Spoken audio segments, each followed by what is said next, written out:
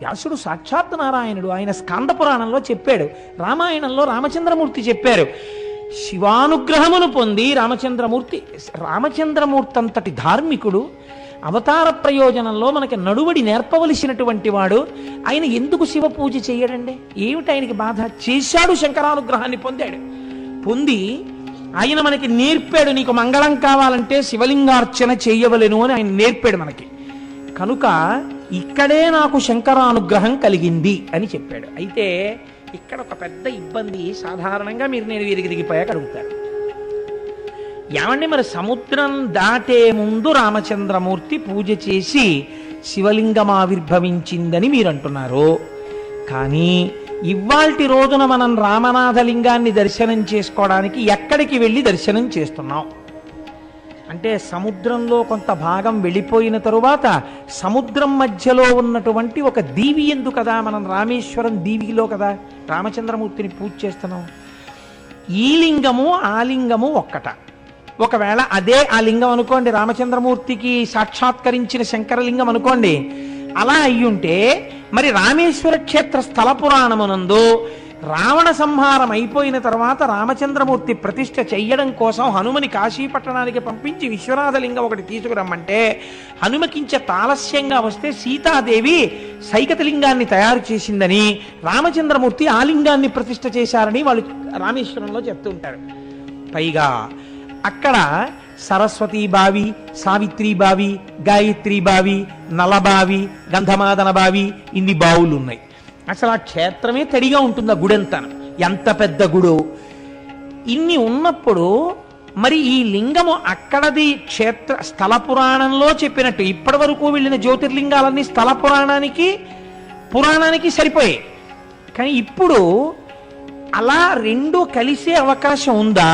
ఇంకొకటి ఏదైనా జరిగిందా అంటే, ఈ విషయాన్ని మహానుభావుడు మల్లాది చంద్రశేఖర శాస్త్రి గారు రామాయణమునందు ధర్మ సూక్ష్మములు అన్న విషయంలో పరిష్కారం చేశారు.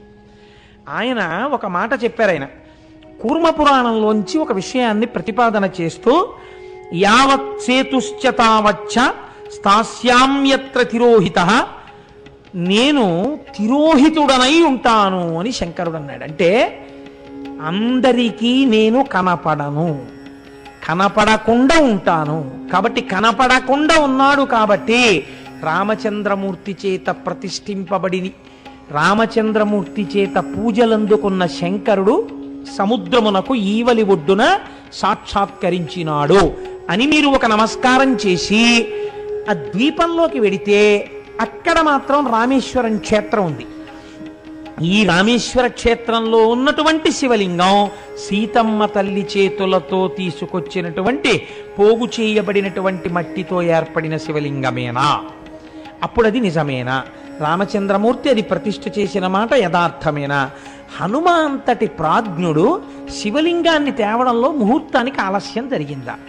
అలా ఆయన చేస్తాడా?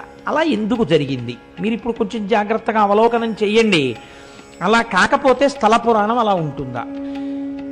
రామాయణంలో దీని ప్రస్తావన ఎందుకు లేదు మరి అని మీకు అనుమానం రావచ్చు. రామాయణం కావ్యం. రామాయణం సూచన చేసి విడిచిపెడుతుంటుంది కొన్ని తప్ప రామాయణం ప్రతిపాదించని విషయములు కొన్ని సత్యములు లోకంలో ఉన్నాయి. భద్రాచల క్షేత్రానికి సంబంధించిన విషయం రామాయణంలో లేదు. అందుకే కదా ఈ మధ్య ఏ వాల్మీకి వ్రాయని కథగా అని పెట్టారు దాని ముందు. ఆయన హృదయం అది వాల్మీకి రామాయణంలో లేనిది కానీ సత్యమైనది. కాబట్టి సత్యం అనడానికి మీకు ఎవరి మాట అయితే మీరు సత్యం అనగలరు? వ్యాస హృదయం అయి ఉండాలని వ్యాసుడు చెప్పి ఉండాలి. వ్యాసుడు చెప్తే దానికి తిరుగులేదు. ఇంకెందుకని వ్యాసవాక్కు పురాణాంతర్గతం. వ్యాసుడు పురాణాంతర్గతంగా చెప్తాడు. ఇప్పుడు వ్యాసుడు అలా ఎక్కడైనా చెప్పాడా? స్కాంద పురాణంలో నాగరఖండమునందు రామచంద్రమూర్తి చేత ఈ శివలింగము ఇలా ప్రతిష్ఠ చెయ్యబడడం యథార్థమే అని స్కాంద పురాణంలో నాగరఖండంలో వ్యాస భగవానుడు చెప్పి ఉన్నాడు. కాబట్టి అది రామేశ్వర లింగమే. ఇప్పుడు ఆ రామేశ్వర క్షేత్రంలోకి మీరు వెడితే అందులో హనుమ ఆలస్యంగా ఎందుకు శివలింగం తేవలసి వచ్చింది? బహుశః హనుమదావతారము కూడా పరమశివుని యొక్క అవతారమే శివమహాపురాణం చెప్తుంది. అందుకే ఆయన కూడా మంగళప్రదుడు, ఎప్పుడు శుభాల్ని చేస్తుంటాడు. హనుమ కూడా రాక్షస సంహారమునందు చాలా ప్రధానమైనటువంటి పాత్ర పోషించారు. హనుమ చేతితో కూడా ఒక శివలింగం ప్రతిష్ఠ అవ్వాలి అని విశ్వనాథుడు భావించి ఉంటాడు. అందుచేతనే కించిత్ ఆలస్యం అయితే ముహూర్తం అయిపోతోందని సీతమ్మ ప్రతిష్ఠించాలి, తన సంకల్పము ముహూర్తమై హనుమ ప్రతిష్ఠించాలి. అందుకని శివ సంకల్పమస్తు, ఈశ్వర సంకల్పముగా సీతమ్మ తల్లి ఇలా అంటే ఒక శివలింగం అయింది. అంటే జగజ్జననిగా ఆవిడ మీకేం చెప్తోంది? మీకెప్పుడు భయం వేసినా ఎక్కడున్నారో అక్కడ ఇలా అంటే చాలు, చిన్న శివలింగం వస్తే అది మీకు రక్షణ హేతువు. ఇప్పుడు దాన్ని రామచంద్రమూర్తి ప్రతిష్ఠ చేశారు. దాన్ని రామనాథలింగము అని పిలుస్తారు.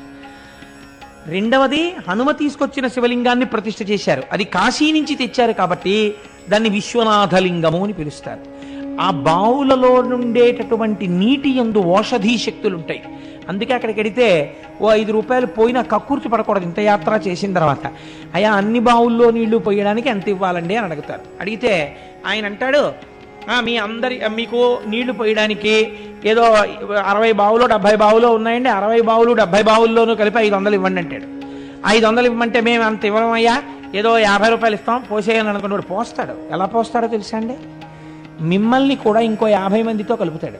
కలిపి గబ్బ గబ్బ గబ్బ గబ్బ గబ్బ గబ్బ నడిచి వెళ్ళిపోతుంటాడు. తడిగా ఉంటుంది క్షేత్రం. ఏ నూతి దగ్గరికో వెళ్ళో చేత లాగుతాడు. లాగి నించోండి అంటాడు. నించోమని 50 మందిని ఇట్టించి అటు కొడతాడు నీటి దారతో. అది మీ కళ్ళల్లో తగలచ్చు, ముక్కులో తగలచ్చు, గుండెల మీద తగలచ్చు. ప్రతి బావి దగ్గర భయమే. ముందున్న వాడికి మరీ గట్టిగా తగులుతుంది, మధ్యలో ఉన్నవాడికి పడవేమో మేక. కాబట్టి ఆయన కొట్టి నీళ్లు పడతాయి. అందుకని అక్కడ దాకా వెళ్ళాక కక్కుర్తి పడకుండా, అయ్యా చాలా దూరం నుంచి వచ్చాం, ఆ నీళ్లు పోసుకోవాలని వచ్చాం, 500 ఇవ్వలేను కానీ పరమ ప్రీతితో నువ్వు ఇంతమందికి చేయిస్తున్నావు సేవ, నువ్వు ఇలా వృద్ధిలోకి రావాలి నాయనా అనేదో 4 మంచి మాటలు చెప్పి ఒక్క 300 పుచ్చుకొని నన్ను కృతార్థుణ్ణి చేయి, నా జీవితాంతం నిన్ను జ్ఞాపకం పెట్టుకుంటానయ్యా అన్నారు అనుకోండి. నేను అలా చెప్పుకున్నవాడిని, స్వానుభవమున చెప్పు చవటలారా అందుకు చెప్తున్నా. అలా చెప్తే ఆయన అన్నాడు, ఏమీ బెంగలేదు నా వెనకాల వచ్చేయండి అన్నాడు. వచ్చి ఒక బకెట్టుడు నీళ్లు తోడగానే నా నెత్తిమించి అభిషేకం చేసేవాడు. మిగిలిన వాళ్ళకి బకెట్ వేసి కొట్టేవాడు. వాళ్ళందరికీ చిన్న కోపం వచ్చింది కూడా, ఈయనకే పోస్తుంటాడు తక్కువ డబ్బులు ఇచ్చినానని. కేవలం మాటల చేత దేవతలు మన్నన చేసి వరంబులిత్తురని చెప్పుకున్న ఉపన్యాసాలందుకు పనికొచ్చేప్పుడు. కాబట్టి రామచంద్రమూర్తి వీడు భవిష్యత్తులో రామాయణం చెప్పుకుంటాడు. పాపం నా కింకరుడు నేనంటే ఇష్టం ఉన్నవాడు అనుకున్నాడు, శివమహాపురాణంలోంచి కూడా 4 మాటలు చెప్పుకుంటాడని శివరూపంలో ఉన్న రాముడి రూపంలో ఉన్న శివుడు అనుగ్రహించారో. ఇద్దరి కథ చెప్పుకుంటాడు, నీళ్లు పోయకపోతే ఎలా అని ఇద్దరి రూపంలో ఒక్కడు అనుగ్రహించాడో అలా నీళ్లు పోయించి నన్ను ధన్యుణ్ణి చేశాడు. కనుక అలా పోసుకున్న తడి బట్టలతో బావులన్నీ తిరుగుతుండాలి. అదో చిత్రమైన క్షేత్రం. అక్కడ సముద్ర స్నానం చేస్తాం. అద్భుతమైనటువంటి మూర్తులు ఉంటాయి. శంకర భగవత్పాదాచార్య స్వామి వారు అలా దూరంగా చూస్తూ భవసాగరం నుంచి బయటికెత్తడానికే నేను జగద్గురువుగా వచ్చానన్నట్టుగా 4 శిష్యులతో పైన కూర్చుని ఉంటారు. 12 జ్యోతిర్లింగాలు ఉంటాయి, ఆ పైన ఉంటారు. ఎప్పుడైనా రామేశ్వర దర్శనం అత్యద్భుతమైనటువంటి దర్శనం.